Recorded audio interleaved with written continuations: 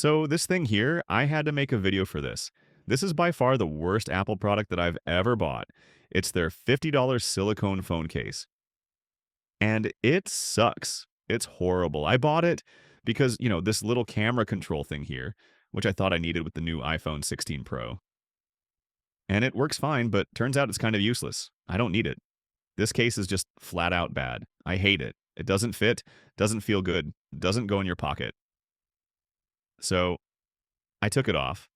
Problem number one might be a little hard to see, but after about 9 months of use, you can tell it's been worn out in the corners. My biggest issue was that it doesn't really fit the phone. It constantly keeps popping off. It would constantly pop out like this. So one corner of the phone would be peeking out, and then I would have to go and press it back in. That's my biggest issue with this thing. I would, constantly get it out of my pocket, and it would be misaligned like this. Another thing that I hate is how grippy it is.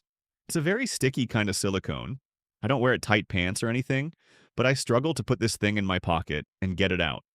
It's always a struggle to slide it in the pocket because it's so sticky.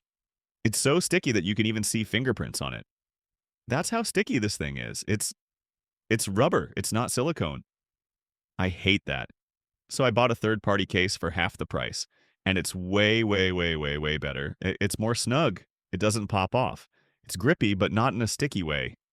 It's grippy in a way that, I can hold it in my hand and it doesn't slip off. But it goes in my pocket very smooth and comes out of my pocket very smooth too. It's got the MagSafe connection and everything else you might need. It has all the buttons. It even has the little camera control or whatever the heck this thing is called.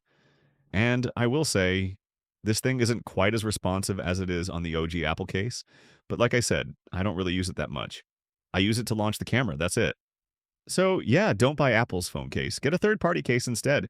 I'm going to link mine in the description. That's all I got. Bye.